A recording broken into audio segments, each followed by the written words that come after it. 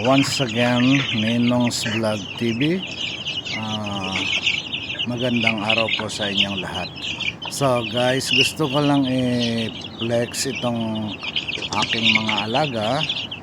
Bali, ito na po yung mga 3 weeks old po natin na sisi guys. So complete vaccine na po sila. At kung may mga interesado po dyan, marami po tayong available. So eto guys, sinuulit ko, 3 weeks old. So kung may magkakagusto, mag-comment lamang po at nang mapag-usapan po natin. So bago po ang lahat ay thank you Lord sa mga blessings kahit gipit pa rin. Nagpapasalamat po ako ng marami sa inyo at salamat din sa mga aking subscriber, followers sa inyong support. So ito naman guys yung mga 3 months old po natin. Sa mga Rhode Island Red, dark mahogany po lahat ito at mahigit 100 heads po ito. So kung may mga magkakagusto, magbebenta din po tayo at kung hindi naman po mabebenta yan ay paiitlogin ko po lahat yan guys. So magbebenta pa rin tayo ng itlog. Ganun pa man, marami ding mga bumibili ng mga ready to lay na, yung mangingitlog na po. So mga 3 months pa po bago mangitlog ang mga ito. So medyo matagal pang paghihintay. So ayan guys, kitang kita po, malulusog po sila. So nasa more or less 1.5 kilos na po sila. Kalakasan po nilang kumain ng mga feeds, so magastos talaga, medyo mabigat. So sa mga magkakagusto po, mag-PM lamang po kayo at nang mapag-usapan po natin. So yan guys, kitang kita po, maliliksi sila, magaganda. Dark mahogany, Rhode Island Red po yan. So ito na lamang guys ang ating libangan. Pinapanood yung mga ating alaga at sana may awa ang Diyos at mapalaki natin sila, maparami natin sila ng maayos at makapagbenta din po tayo ng mga itlog nila. So ayan guys, ayan po ang ating ngayon, pinagkakaabalahan at yun lang talaga, medyo mabigat po.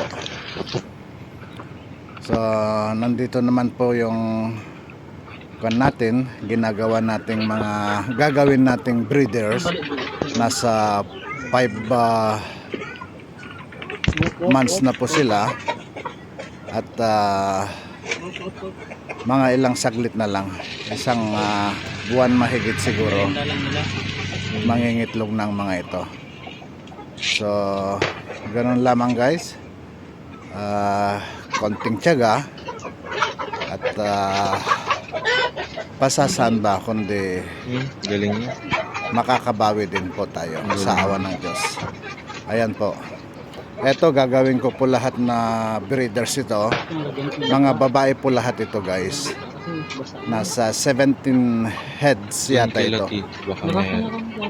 So medyo marami-rami na yan na gagawin nating breeders na pang incubate.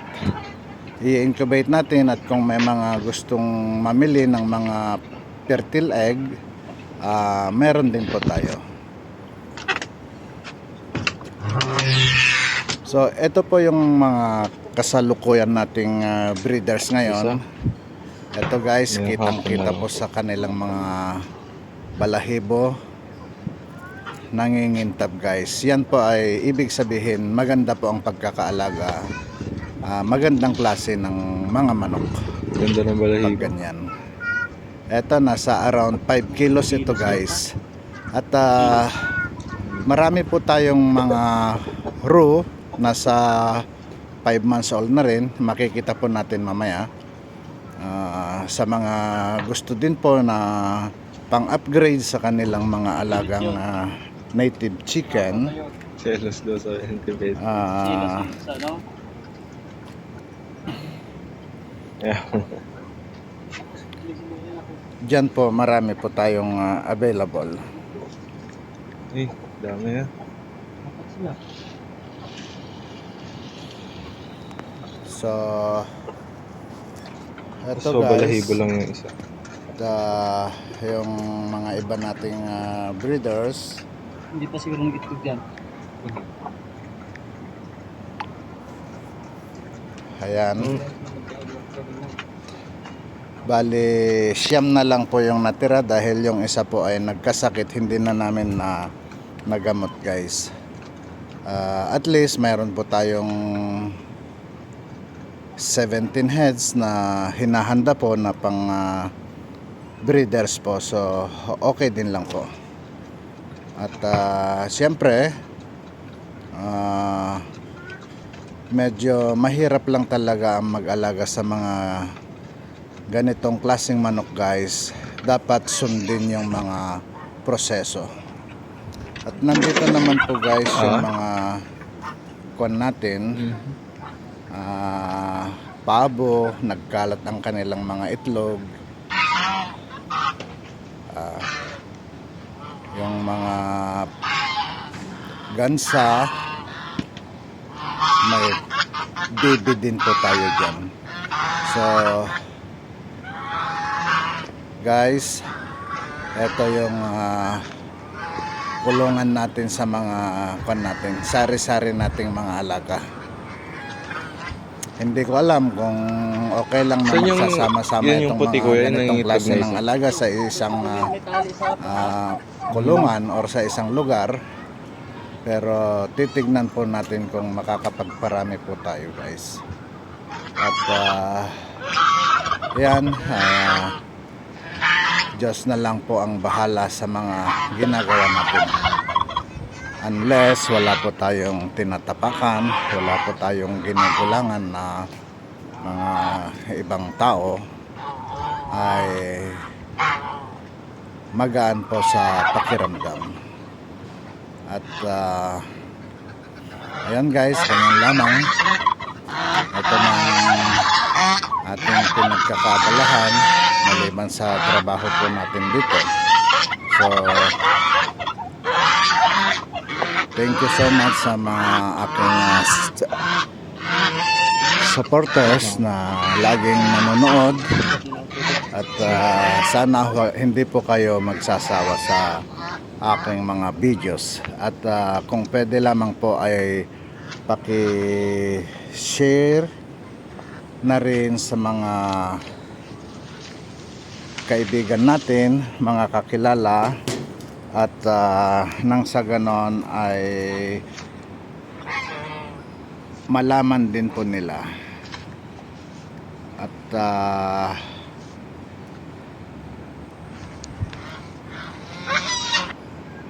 makarating din po sa mga ibang lugar ang aking video guys. So eto guys yung ating farm ngayon. Ito yung itsura niya nung nadaanan ng bagyo. At awa ng Diyos, okay lang naman.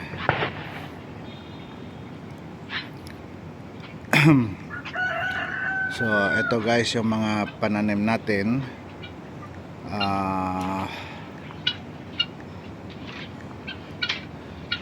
Ayan yung mga kon natin. Doon sa kabila guys yung mga sagingan natin at mga mahogany natin. So ito yung area 2 po natin. Ayan po yung mga seedlings. At Ito po yung mga iba nating alaga. Pinahiwalay ko guys yung mga iba dahil naglalaban-laban sila. At ito guys yung itsura ng nabagyo nating farm. Awa ng Diyos, may mga nakatayo pa rin naman. Ayan, may mga saging pa tayo. Pero more or less 1 year siguro guys bago tayo makapag harvest ulit ng mga saging. So masyadong malakas po yung bagyong dumaan po sa atin at salamat sa Diyos dahil ganito lamang po ang pinsala sa ating mga ari-arian. Ayan po.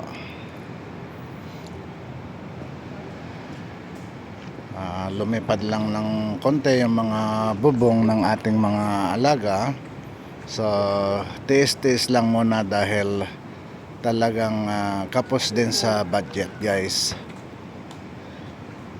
So ayan, magtanim lang po tayo ng magtanim. Ito naman po yung mga kambing natin guys.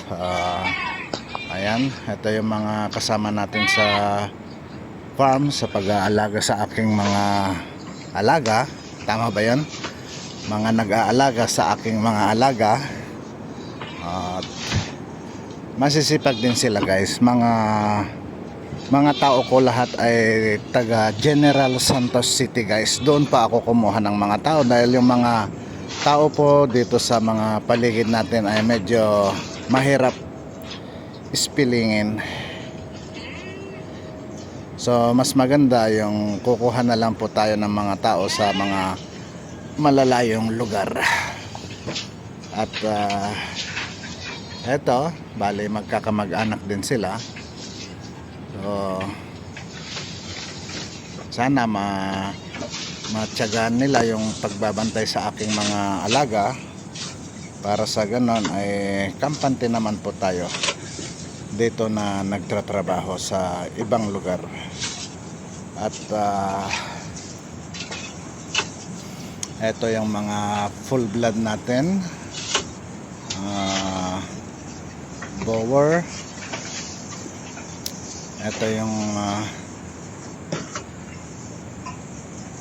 Ito yung inahin natin na isa, pero sayang lang guys dahil nanganak po yung isang kambing natin, may abnormality naman at hindi po pinalad yung ating bisiro guys. At least may 3 pa po tayong mga buntis. So sana gabayan po ng ating Panginoong Diyos ang kanilang panganganak para makabawi-bawi naman po tayo sa ating mga gastos. At eto guys yung mga biik natin na pangbenta or aalagaan kung hindi po mabebenta.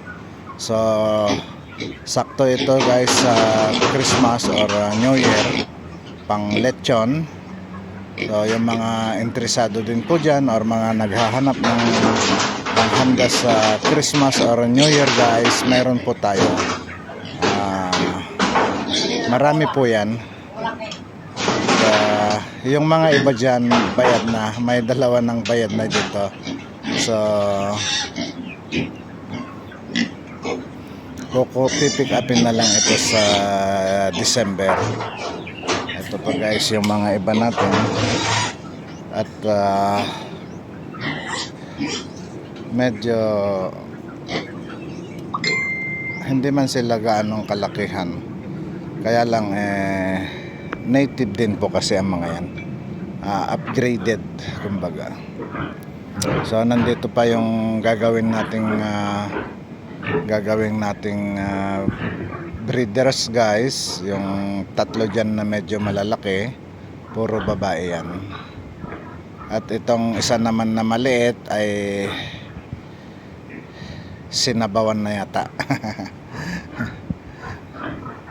So eto naman guys yung mga buntis natin na upgraded. At mga December, January, mga anak po ito guys. May 3 po tayong buntis dyan. Ito yung mga hybrid natin na gagawin din pong inahin. So mga 3 months pa po bago bago magbubuntis siguro. So ayan, may mga hinihintay po tayo habang nandito na nagtatrabaho. Mayroon din po tayong activity sa ating probinsya. Ito, buntis din ito at malapit na rin pong mga anak, mga more or less 2 months pa, mga anak na silang 3. Ayan po yung kan natin, bulugan natin, napakaganda. At ito yung nag-aasawa sa ating mga breeders guys. Ito lang ang gagawin kong bulugan natin dito. So ito, buntis na rin ito. At sana hindi po kayo magsasawa. Thank you so much and I love you all.